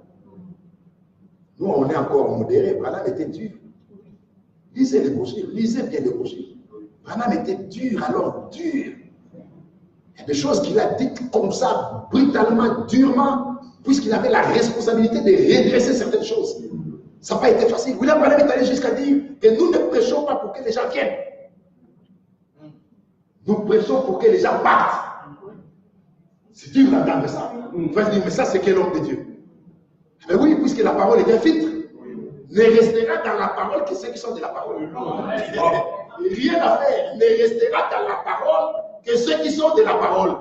Tous les autres qui ne sont pas de la parole finiront par dire cette parole est dure. Qui peut l'écouter? Et les élus? Ils se sont attachés à lui pas seulement comme créateur, mais aussi comme rédempteur. Alléluia. Et il nous a acquis pour que nous lui appartenons, plutôt, et qu'il fasse de nous ce qu'il veut. Vous êtes d'accord avec nous? Avançons pour terminer, frère. Regardez. Alors, il dit qu'il chantait un cantique nouveau. Il y a des endroits où, quand on parle de cantique nouveau, on met les saluts en évidence, comme dans Psaume 96 d'abord. Psaume 96, lisons quelques écritures pour terminer. Psaume 96. Chantez au Seigneur, c'est le verset premier. Chantez au Seigneur un cantique nouveau. Chantez au Seigneur, vous tous habitants de la terre. Chantez au Seigneur, bénissez son nom. Annoncez de jour en jour son salut. Racontez parmi les nations sa gloire. Parmi tous les peuples ses merveilles. Car le Seigneur est grand et très digne de louange. Il est redoutable par-dessus tous les dieux. Annoncez de jour en jour son salut. Annoncez de jour en jour qu'il est un sauveur. Psaume 98. Verset 1er. Chantez au Seigneur un cantique nouveau, car il a fait des prodiges. Sa droite et son bras saint lui sont venus en aide. Le Seigneur a manifesté son salut. Il a révélé sa justice aux yeux des nations. Il s'est souvenu de sa bonté et de sa fidélité envers la maison d'Israël. Toutes les extrémités de la terre ont vu le salut de notre Dieu. Alléluia. On a mis le salut en évidence. Et ici, on a montré la double action de Dieu envers Israël et envers les nations. Car toutes les extrémités de la terre ont vu le salut de notre Dieu. Alléluia. C'est avec raison que mon frère Mika lira dans Éphésiens, chapitre 2, c'est ça? Chapitre 3, dans Éphésiens, chapitre 3. Cette parole ici, que nous allons relire. Éphésiens, chapitre 3. Regardez, Paul parle de la révélation d'un mystère sur lequel il a écrit un peu de mots, c'est au verset 3. Il dit au verset 4, en l'élisant, vous pouvez remarquer, vous représentez l'intelligence que j'ai du mystère de Christ. Il n'a pas été manifesté au Fils des hommes dans les autres générations, comme il a été révélé maintenant par l'Esprit aux saints apôtres et prophètes de Christ. Ce mystère, c'est que les païens sont co-héritiers, forment le même corps et participent à la même promesse en Jésus-Christ par l'Évangile. Alléluia. Psaume 98. Il a manifesté son salut. Ça touche Israël et ça touche aussi les extrémités de la terre. C'est comme cela que dans Isaïe 49, il a été dit de Christ au verset 6. C'est aussi dit dans Isaïe 42. Isaïe 49, verset 6. L'Écriture dit, 49, verset 6, d'abord au temps de la grâce, au verset 8 plutôt, non, verset 6. Et il dit, c'est peu que tu sois mon serviteur, pour élever les tribus de Jacob et pour ramener le reste d'Israël. Je t'établis pour être la lumière des nations, pour porter mon salut jusqu'aux extrémités de la terre. Oui. Alléluia. C'est peu. Celui qui donne du travail, il dit, c'est peu que tu sois établi pour élever les tribus de Jacob, pour ramener les restes d'Israël. Donc, tu as du travail en Israël. Mais moi qui t'envoie, je te dis c'est peu. Et puisque c'est peu, je t'établis alors pour porter ma lumière jusqu'aux extrémités de la terre. Il y a la même double action, il y a une reprise là-dedans. Et Paul, quand il en parle, il va prendre l'écriture d'Habakkuk. Prenons d'abord Habakkuk chapitre 1er. Habakkuk chapitre 1er. Qu'est-ce que dit l'écriture là-bas? C'est après Michée, après Nahum et avant Zacharie. Voilà. Après Agé, après Sophonie Agé. Habakkuk chapitre 1er.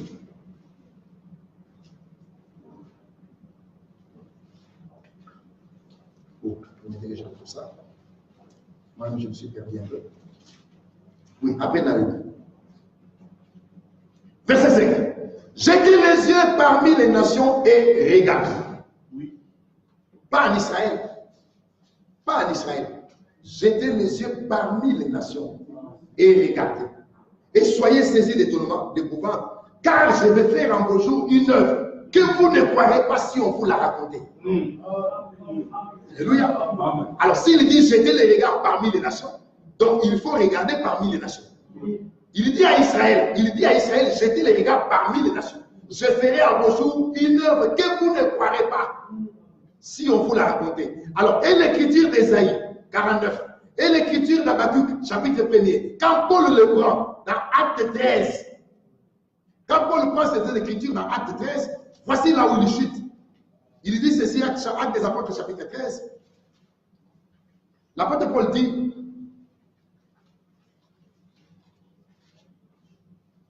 le verset 44, le sabbat suivant, presque toute la ville se rassemblant pour entendre la parole de Dieu. Les Juifs, voyant la foule, furent remplis de jalousie et ils s'opposaient à ce que disait Paul en les contredisant et en l'injuriant. Paul et Barnabas leur dirent avec assurance, c'est à vous premièrement que la parole de Dieu devait être annoncée, mais puisque vous la repoussez et que vous vous jugez vous-même indigne de la vie éternelle, voici, nous nous tournons vers le païen.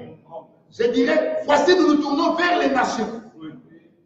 Car en remontant, vous verrez au verset 29 qu'il est dit, quiconque croit est justifié par lui de toutes les choses dont vous ne pouvez être justifié par la loi de Moïse. Ainsi, prenez garde qu'il ne vous arrive ce qui est dit dans les prophètes. Voyez, contempteurs, soyez étonnés et disparaissez, car je vais faire à vos jours une œuvre que vous ne croirez pas si on vous l'a raconté. Paul est allé prendre cette écriture d'Habakkuk. Il dit, craignez donc que ceci ne vous arrive. C'est que le prophète a dit, je vais faire à vos jours une œuvre que vous ne croirez pas si on vous l'a raconté. Maintenant, quand il entre dans la matière et qu'ils sont venus l'écouter, il a parlé. La Bible dit qu'ils ont commencé à le contredire en l'injuriant. Ils l'ont contredit en l'injuriant. La Bible dit ceci. Paul dit, puisque vous la repoussez, alors que c'est à vous premièrement que ça devait être annoncé, puisque vous repoussez cette parole et que vous vous jugez vous-même indigne de la vie éternelle, voici nous nous tournons vers le païen, car ainsi, verset 47, car ainsi nous l'a ordonné le Seigneur, j'étais établi pour être la lumière des nations, pour porter le salut jusqu'aux extrémités de la terre. Isaïe 49. Mais quand Paul prend ça, il n'a pas pris la partie qui concerne Israël. Et relever les tribus de Jacob, et ramener les restes d'Israël, Paul n'a pas pris ça. Car ça interviendra à la fin, quand nous aurons quitté la terre. Paul a pris maintenant la partie qui concerne le païen. Alors c'est retrouvé dans la continuité du travail que Dieu faisait par Christ. Comprenez-moi. Paul se retrouve dans ce mandat-là. Puisque comme on l'a dit la fois passée que nous étions ici, nous travaillons dans un mandat. Ah oui. Nous l'avons dit ici, souvenez-vous.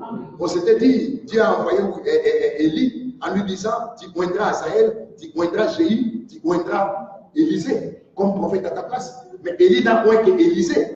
Élie est parti. C'est Élisée qui a point Asaël. Quand il a regardé, il dit, le Seigneur m'a révélé que tu seras roi de Syrie. Et Élisée a envoyé un fils de prophète avec la fiole d'huile pour aller pointer Jéhu. Et tout ce travail qui a été fait et par Élie, et par Élisée, et par le fils de prophète, c'était sous le mandat d'Élie. Amen. Mais à qui est-ce que Dieu a parlé? Pas à Élisée, à Élie. reprends les chemins de Damas. Quand il sera arrivé, tu oindras Élisée, prophète à ta place. Tu oindras Jéhu, roi d'Israël. Tu oindras Azaël, roi de Syrie. Élie a oint Élisée et Élie est parti. Alors quelqu'un dira, mais il n'a pas achevé. Non, mais Dieu qui a donné le mandat, Dieu ne s'est pas arrêté. Dieu a appelé Élisée. Élisée a travaillé sous ces mandats-là. Oui. Élisée regarde Azaël, il pleure. Azaël lui dit, 2 Rois chapitre 8. Azaël lui dit, mais pourquoi tu pleures? Il dit, le Seigneur m'a révélé que tu feras beaucoup de mal à Israël. Tu vas déchirer des ventres des femmes, tu vas tuer des jeunes gens. Azaël dit, mais moi, qui suis-je, un chien comme moi, pour faire de grandes choses comme ça? Élisée lui dit, Dieu vient de me révéler que tu seras roi des cieux. C'est terminé pour Azaël. Maintenant pour Jéhu. Jéhu siégeait parmi les généraux. Élisée prend un fils de prophète. Il lui dit, prends de l'huile. Va là-bas, tu verras Jéhu, tu le fais lever de là où il était. Tu l'amènes en chambre, dans une maison. Et tu lui dis, ainsi dit l'Éternel, j'ai toi un roi d'Israël. Donc ce n'était ni Élie, ni Élisée, mais le fils de prophète. Il arrive, il dit à Jéhu, chef, j'ai à te parler. 2 Rois chapitre 9. Jéhu dit, à qui d'entre nous? Il dit, à toi, chef. Jéhu s'élève. Jéhu entre dans la maison. L'homme prend la fiole d'huile, il dit à Jéhu, ainsi dit l'Éternel, je t'oins, roi d'Israël. Et pourtant ça a été dit à Élie. Et quand l'homme, le fils des prophètes est sorti, il a fermé la porte, il a connu. Maintenant Élisée sort. Les autres généraux lui disent, qu'est-ce que ce fou-là est venu te dire? Et Jéhu plutôt, qu'est-ce que ce fou-là est venu te dire? Jéhu dit, mais vous connaissez l'homme avec ce qu'il peut dire. Il dit, non, mensonge, dis-nous qu'est-ce qu'il a dit.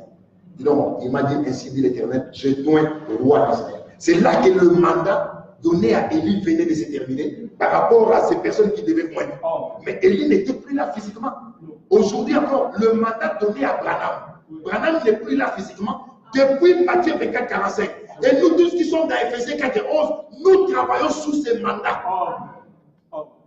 Pour que l'épouse soit préparée pour le retour du Seigneur. Alléluia. Ainsi, bien mes frères, ce n'est qu'un récapitulatif, puisqu'on en avait parlé. La Bible dit, le sabbat suivant, toute la ville s'est rassemblée. Maintenant, Paul prend une écriture qui concernait Christ. Il se l'applique. Il dit, ainsi nous a ordonné le Seigneur. Regardez à quelle est la dimension qu'il a y à prendre. Il dit, ainsi nous l'a ordonné le Seigneur, je t'établis pour porter mon salut jusqu'aux extrémités de la terre. Et l'écriture dit, puisqu'on n'aura plus le temps de lire, le païen se réjouissait en entendant cela. Et il glorifiait la parole du Seigneur, et ceux qui étaient destinés à la vie éternelle crurent. Alors, quel est le détail? Dans la même ville, les uns ont contredit Paul, ils l'ont injurié, les autres se sont réjouis dans la parole. Dans la même ville, les uns ont chassé Paul de la ville, les autres, la Bible dit que les autres étaient dans la joie et glorifiaient la parole du Seigneur. Puisqu'à la fin, quand les autres étaient vraiment exaspérés, ils ont chassé Paul et Barnabas de leur vie. Paul là, ils ont secoué contre la poussière de leurs pieds. Et ils sont partis. Mais la Bible dit que les disciples sont restés dans la joie. Vous comprenez? Ils sont restés dans la joie. Malgré l'opposition, malgré les contradictions là, malgré ce qu'ils ont fait à Paul, cela n'a pas empêché la parole de continuer son travail. C'est pour ça que mes frères et sœurs, aujourd'hui, les obstacles que vous pouvez rencontrer dans la vie n'empêcheront pas à la parole de faire son travail en vous. Dieu amènera cette œuvre à l'achèvement. Dieu n'acceptera jamais qu'on lui dise tu as échoué. Non. Et ce verbe-là, Dieu ne l'a projette jamais à la première personne. Ni du singulier, ni du pluriel. Dieu ne peut jamais dire nous échouons. Dieu ne dira jamais j'échoue. Mais Dieu te dira tu as échoué. Dieu vous dira vous avez échoué. Mais quand vous l'impliquez et que vous le laissez travailler, là alors, la victoire est certaine. Et si la victoire est certaine, vous saurez que ce n'est pas votre victoire à vous, mais c'est lui qui vous a rendu capable. Alléluia. C'est lui qui vous a rendu capable de vaincre à partir de tous les ingrédients qui sont dans sa parole. C'est pourquoi je vous avais dit les jours passés que la parole qui a été apportée à Laodicée a une dimension de consistance pour permettre aux élites de Laodicée de triompher sur les réalités de Laodicée. Et voilà ce que je veux dire. Pour que personne ne dise c'était plus fort que nous. Pour qu'à la fin, que personne ne dise non, c'était vraiment plus fort que nous. Non. Non. C'est pourquoi Il ne fallait pas aujourd'hui une parole de Luther, une parole de Wesley. Non, il fallait plutôt la parole de 7 heures. Ne donnez pas une quinine pour enfant et un adulte. Ça ne marchera pas. Même s'il a les palures, il a la malaria, ça ne marchera pas. C'est de la quinine, comme la quinine de l'adulte. C'est de la nivaquine, comme la nivaquine de l'adulte. Mais la composition chimique n'est pas la même. On a fait un dosage pour l'enfant. Tout comme les médicaments pour l'adulte, tu portes les dosages pour l'adulte. Quand tu prends les médicaments de l'enfant, même si tu doubles la cure, pour l'adulte, ça ne lui servira à rien. Quand tu prends une parole protestante, tu l'amènes ici, ça ne nous aidera pas. Nous ne sommes plus à ce niveau-là. Alléluia. Dieu a donné une parole qui tient compte du mal de la Odyssée. En ayant en elle tous les ingrédients pour permettre aux élus de la Odyssée de vaincre la Odyssée. Et rassurez-vous, nous vaincrons la Odyssée. Est-ce que vous le croyez, frère? Nous vaincrons la Odyssée. Et pour sa fierté, Dieu a choisi les choses viles du monde. C'est qu'on peut regarder en disant, est-ce que cela arriveront? Dieu sait qu'il a confiance en nous. Et pour terminer, toujours avec le même exemple, vous savez, celui qu'on a soulevé au stade, ce n'était pas un joueur. Ce n'est pas celui qui a marqué le but de victoire. C'est le sélectionné qu'on a commencé à soulever. J'ai vu qu'on l'a soulevé. On l'a soulevé. J'ai même vu à la télé un joueur qui a dit, la deuxième étoile là, elle est là sur sa tête, c'est lui. Puisqu'en fin de compte, c'est lui qui a choisi. Alléluia. Le vrai vainqueur à cette affaire, ça sera le Seigneur. C'est pourquoi, puisque nous savons que c'est lui le vrai vainqueur, nous le couronnerons. En lui disant certainement, si nous avons pu, c'est toi à nous. Car Jésus a dit, sans moi, vous ne pouvez rien faire. Effectivement, sans lui, nous ne pouvons rien faire. Mais lui à nous, nous pouvons tout. C'est pour cela quand nous regardons qu'il y a quelque chose qui ne va pas, nous rentrons à Golgotha. On lui dit, la défaite est un état anormal. Ne vous habituez pas à la défaite. La défaite n'est pas normale. Prenez le cas de Josué. Dieu lui a dit, je serai avec toi. Et quand la défaite est entrée dans le cas, Josué a dit non, il y a quelque chose qui ne va pas. Dieu n'a pas donné cette promesse-là. Dieu n'a pas promis la défaite. Alors, d'où vient la défaite? C'est qu'il y a un problème. C'est alors qu'on s'est rendu compte qu'il y a quelqu'un qui avait récupéré un manteau, je crois, qu'il n'aurait pas dû récupérer. C'est ce qui a créé des problèmes. Josué a cherché même la cause pour savoir d'où vient la défaite. Et je disais, frère Banami, aujourd'hui, il dit, dans une prédication, il dit, si vous allez chez un médecin, et que vous dites que vous êtes malade, vous avez des maux de tête, vous avez ceci, cela, le médecin vous donne de l'aspirine, un paquet, il vous dit, ok, c'est bon, allez-y. Frère Banami dit, il ne vous a pas aidé. Il dit, ce n'est pas un bon médecin. Il veut tout simplement se débarrasser de vous. Mais un médecin vous dira, mettez-vous sur les lits. Il vous consultera pour savoir quelle est la cause. Et quand il arrive à s'attaquer à la cause, c'est alors qu'il peut vous faire une prescription pour dire, voici le vrai problème. Si vous résolvez ce problème, même la fièvre partira. De la même manière, bien aimés frères et sœurs, s'il y a une défaite, un échec dans ta vie, puisque c'est anormal, arrête-toi, pose-toi la question, quelle est la cause? Et William Branham dit dans cette prédication, il n'y a rien sans cause. Chaque chose a une cause. Chaque échec a une cause. N'ai-je pas regardé de l'autre côté de la frontière? N'ai-je pas envié les filles de Moabit? N'ai-je pas regardé les habitudes de l'autre côté de la frontière? Et que je me dis, bon, je voudrais faire comme elles, je voudrais faire comme eux. Non. Non, non. Et d'ailleurs, nous n'aimerons pas être à la frontière. On aimerait être au milieu, puisque les gens de la frontière, c'est tout un problème. J'ai vu à la télé que les Français qui habitent la frontière avec la Belgique, ils ont eu des difficultés, ils ne savaient pas s'ils doivent soutenir la France ou la Belgique. C'est ça le problème de la frontière. Vous avez des cousins ici, vous avez des cousins là-bas. À un certain moment, vous agissez comme un catholique. À un certain moment, vous faites comme quelqu'un de groupe de prière et vous vous attendez à ce que quelqu'un tombe ici. Alors que vous oubliez que dans la Bible, personne n'est jamais tombé à la renverse. Devant Dieu, on tombe face contre terre. Donc à un certain moment, vous attendez une puissance ici, alors que vous ignorez que la puissance est là. La puissance qui transforme. Car la Bible n'a jamais dit qu'il y a une joie au ciel. Quand un mort ressuscite, c'est un fait divers.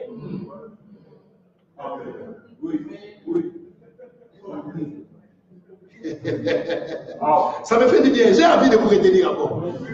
Au ciel, la résurrection des morts, c'est un fait divers. Alors, si c'était à l'ordre du jour de la réunion, on dirait divers. Résurrection de tel cas, guérison de tel cas, hein, travail pour tel cas, mariage pour tel cas, dans les divers. Mais le point à l'ordre du jour, le seul point à l'ordre du jour, c'est la conversion des âmes. Quand ce point est débattu, quand une âme s'est convertie au ciel, Jésus a dit, il y a une grande joie. Il y a une grande joie. Alléluia. C'est ainsi, bien aimés frères, nous n'aimerons pas être à la frontière, on aimerait être au pays, au milieu, et être une nation puissante. Et une nation puissante dans une balance commerciale, elle importe peu et elle exporte beaucoup. Puis nous sommes devenus un peuple qui importe beaucoup et qui exporte peu. Quand nous regardons nous-mêmes parmi nous, il y a beaucoup de choses qu'on a importées qui n'étaient pas de chez nous. Parlons frères, parlons en famille. Parlons parole. Il y a beaucoup de choses qu'on a importées qui n'étaient pas de nous. C'est ce qui nous a affaiblis. On a fait de nous une nation qui n'est pas puissante. Nous avons beaucoup plus importé au lieu d'exporter. Au lieu de faire sortir la vie de Dieu pour qu'elle aille dehors. Nous avons copié les habitudes des autres pour les ramener chez nous. Alors que nous, là, nous n'avons pas le droit de faire n'importe quoi. Alléluia. Les jours où ils ont cherché un roi, Dieu l'a pris ça avec déplaisir. Et il a dit au prophète, ce n'est pas toi qui les rejettes, c'est moi qui les rejette. Israël a dit, nous voulons avoir un roi comme les autres. Alors qu'Israël n'est pas comme les autres. L'épouse n'est pas comme les autres. Non, frère, pour vous, le Seigneur est mort. Alléluia. Est-ce que vous pouvez comprendre ça? Pour vous, Dieu a envoyé un prophète majeur. Pour vous, Dieu a suscité un ministère d'enseignement. Pour vous. Si vous n'étiez pas là, Branham ne viendrait pas. Si vous n'étiez pas en Léa, le message n'entrerait pas. Mais pourquoi Dieu l'a fait? Est-ce pour du tourisme? Parce qu'il est venu tuer son gars dans la Odyssée. Bien mes frères, le jour où l'autre a voulu traîner, il leur a dit, lavez-vous les pieds, mangez, dormez, et demain vous pouvez continuer le chemin. L'autre n'a pas compris qu'il n'était pas venu pour continuer le chemin. Ils étaient venus pour partir avec lui. Et pourtant, quand vous entendez cette hospitalité-là, vous dites, oh, mais quel homme hospitalier. Dis, entrez-vous, entrez plutôt dans la maison de votre serviteur, mangez, reposez-vous, lavez-vous le pied, dormez, et demain vous reprendrez votre chemin. Non, ils n'étaient pas venus pour continuer leur chemin, ils étaient venus pour le chercher lui. Oui. Et Paul dit, ce ne sont pas vos biens que nous cherchons, c'est vous-même. Oui. Ce soir, je suis venu vous chercher. Oui. Alléluia. Pas pour vous faire sortir physiquement de l'église. Non, pour que spirituellement vous sortiez de ces milieux, de ces murs. Et que vous puissiez vraiment être ancré en Christ, totalement dépendre de la parole. Et que nous tous, durant de la chair jusqu'au dernier moment, que nous disions que la parole a pleine autorité sur nous. C'est là la finalité de la prédication. Un peuple qui dépend totalement du Seigneur. Et si nous arrivons à ce niveau-là, même nos décisions, avant de les prendre, nous irons vers lui. Et lui demander quelle est ta volonté. Quelle est ta volonté? Imaginez-vous que Dieu dit malheur aux enfants rebelles qui prennent même des décisions sans moi. Parfois on prend des décisions où Dieu, l'Église et nous-mêmes les hommes de Dieu, on n'est pas impliqués. Non, il faut impliquer Dieu en tout pour lui témoigner que nous dépendons de lui. Et il veut non seulement être notre sauveur, mais il veut régner comme notre Seigneur au travers de sa parole. Or son règne, c'est un règne d'amour. C'est un règne d'amour. S'il n'était pas un Dieu d'amour ce soir, nous tous là, nos faiblesses et nos défauts, nous ne serions pas là. Et si Dieu a permis qu'on soit là, nous tous, et si Dieu a permis que nous puissions écouter nous tous, c'est que Dieu a besoin de notre perfection. Il a besoin de notre amélioration. Il a besoin que nous allions d'expérience en expérience. Qu'est-ce qui nous rassure? C'est que c'est lui qui a commencé en nous. Cette bonne œuvre. Alléluia. C'est lui qui a commencé en nous cette bonne œuvre. Demandez à Blandé Limbaki. Au Congo, il y a plein de chantiers inachevés. Quand on regarde, on dit, ah, c'est qu'on a fermé les trous. Comment ça? Il dit, ben, là où ils puisaient l'argent, on a bloqué. C'est pourquoi les chantiers restaient comme ça. Les hommes commencent, ils ne terminent pas. Mais quand Dieu commence, c'est qu'il sait. Il sait qu'avec eux là, il va terminer. Jésus a dit, si un homme veut construire, il s'arrête. Il regarde d'abord les moyens qu'il a. Et il se dit, si je commence, est-ce que je vais terminer? S'il sent qu'il ne va pas terminer, il ne commencera pas. Si Dieu sait qu'avec un homme, il ne terminera pas, Dieu ne commencera jamais avec lui. Mais si Dieu sait qu'avec lui, il terminera, Dieu commence. Et s'il a commencé avec nous, c'est qu'il sait qu'il terminera, il achèvera avec nous. Et ceux qui le croient disent Amen. Dieu sait qu'il achèvera avec nous. Alors notre prière, Seigneur,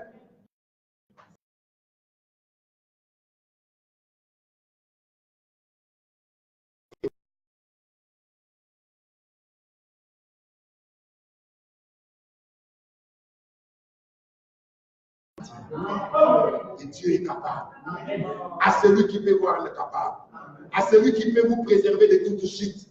C'est l'écriture. À celui qui peut vous préserver de toute chute. Au Dieu le seul, souverain.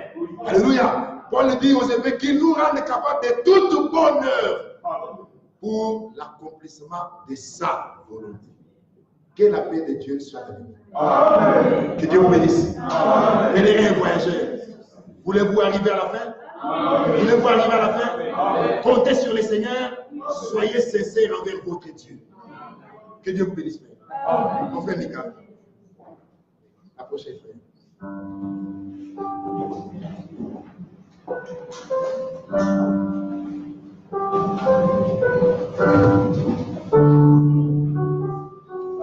Dis-nous la pêche.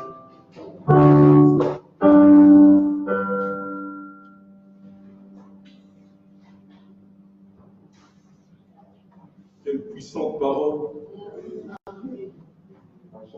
Que le Seigneur soit loué, glorifié. Page 15. 13.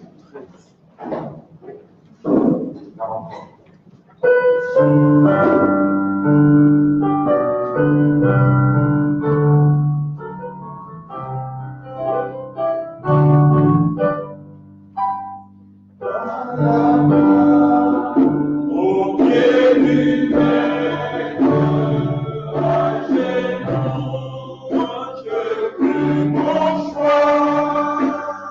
Son disciple, je veux être pour prêter lui par la foi.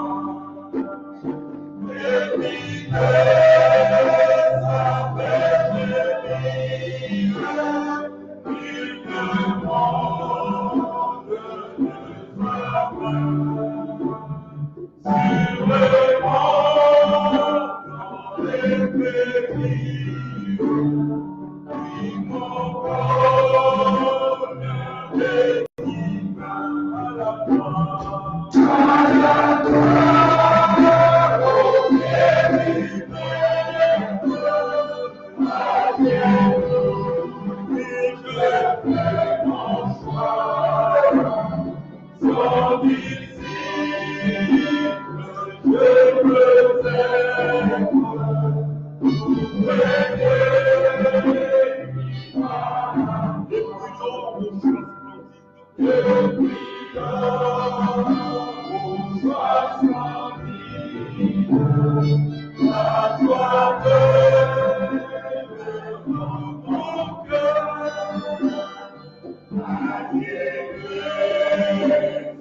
Qui partit par Jésus, oui, je suis vainqueur.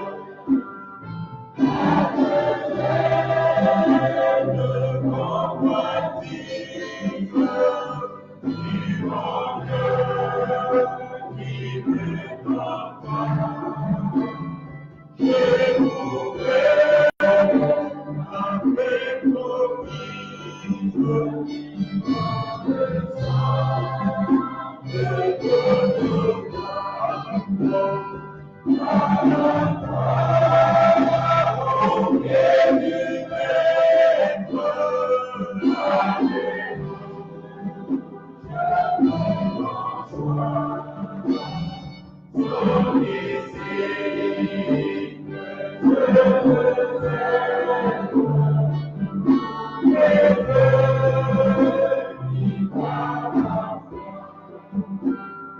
bientôt ma tâche accomplie, j'entrerai tout pour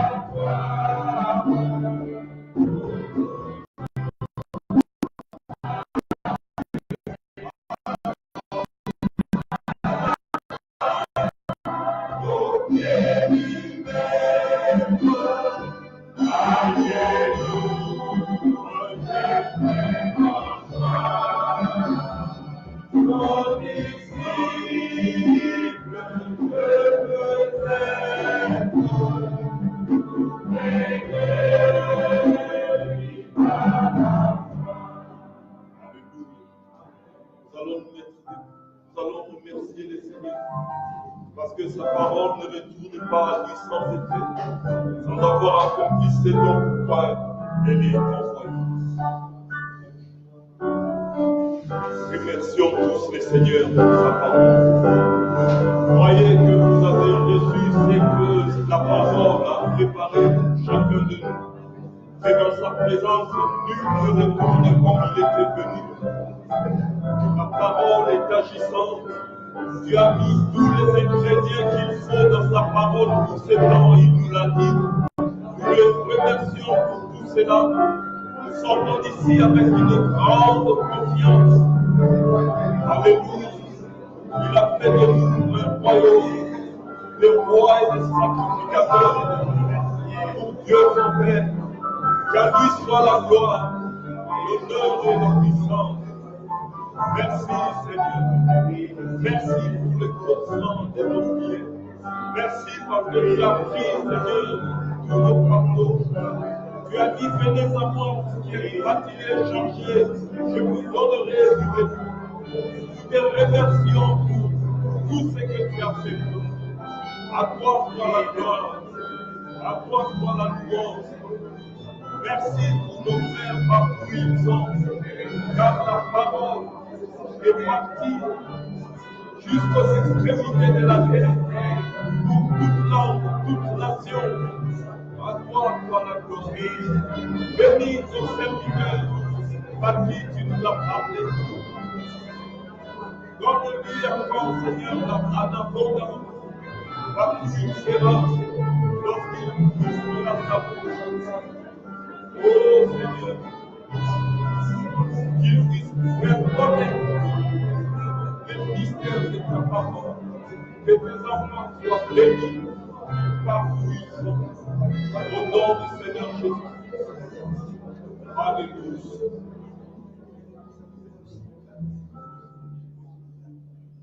Frère Amour, tu viendras pour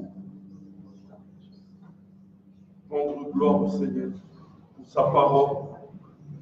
Nous penserons dans la prière pour notre frère qui a apporté la parole, que le Seigneur puisse lui donner la force pour remplir de sa parole, pour qu'en ouvrant sa bouche, il puisse faire connaître comme il se doit le mystère de la parole de Dieu pour ses enfants partout où ils sont. Frère amour.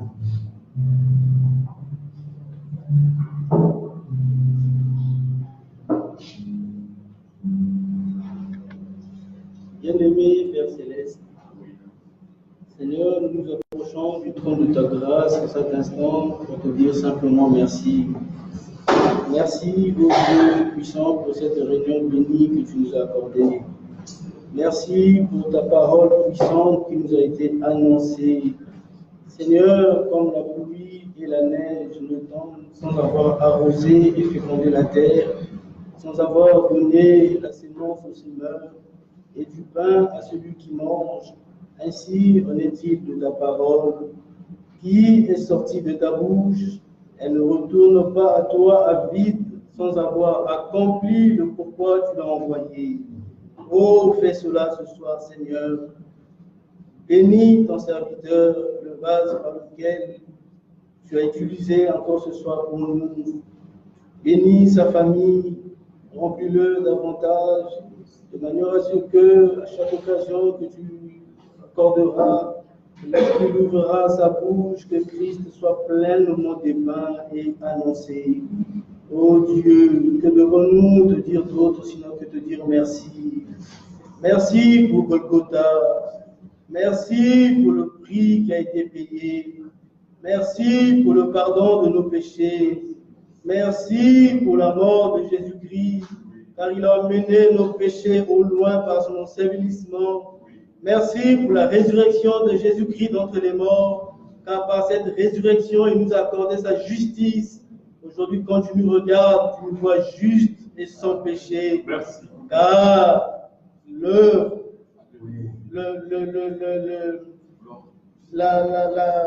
oh Dieu, nous avons été agréés par ce sacrifice de Golgotha. Seigneur, merci pour tous tes bienfaits. Merci pour ce que tu nous conduis encore par ton amour jusqu'à ce que nous puissions passer de la foi à la réalité. Nous nous comptons que sur ta grâce, car de nous-mêmes nous sommes incapables. Oh Dieu, soutiens-nous encore par ta parole puissante. Avec cette parole, tu as créé toutes choses. Et l'Écriture dit, tu soutiens toutes choses par cette parole. Oh, par cette parole, soutiens-nous, Seigneur. Aide-nous pendant cette marche, que nous ne puissions pas abandonner, que nous ne puissions pas faillir, mais que nous puissions avoir confiance en toi. Car toi qui as commencé en nous cette bonne œuvre, tu la rendras parfaite pour le jour de Jésus-Christ. Merci pour tous tes bienfaits. Merci pour ton peuple. Merci, Seigneur, pour ta présence au milieu de nous. Alors que nous voulons, oh Dieu, nous séparer, nous te recommandons chacun, oh Dieu, que tu puisses nous accompagner dans nos demeures provisoires. Et si tu permets encore, si tu uses de patience envers nous, accorde-nous de telles réunions, des moments pareils autour de ta parole, afin que nous puissions prendre part à notre préparation. Au nom de Jésus-Christ, je t'ai ainsi prié. Amen. Amen. Amen. Vous pouvez vous asseoir. Nous sommes à la fin de notre réunion. Nous saurons que nous ne sommes pas venus en visite de courtoisie. Nous sommes venus dans la présence de celui qui peut tout et qui nous a bénis de toutes sortes de bénédictions en Christ Jésus. Et nous sortons d'ici remplis de sa bénédiction, de sa force, de sa consolation. Notre frère Nazaire, quand tu partiras, tu apporteras des salutations à nos frères, à nos sœurs là-bas. Nous sommes un corps, comme on a écouté, nous avons été vendus dans un marché, mais nous avons été rachetés, nous avons été baptisés pour former un seul corps et plusieurs membres que nous ne voyons peut-être pas ici, mais qui sont, comme Dieu les a appelés, de toute nation, de toute langue, de toute tribu. L'Évangile les a atteints, ils sont là-bas, nous les saluons. Ceux qui seront en contact avec notre frère, que leurs frères et sœurs ici à Orléans les ont salués dans le nom du Seigneur Jésus-Christ.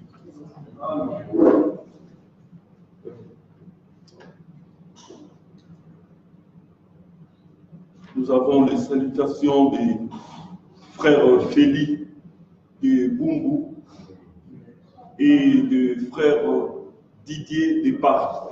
Amen. Amen. Que le Seigneur nous bénisse.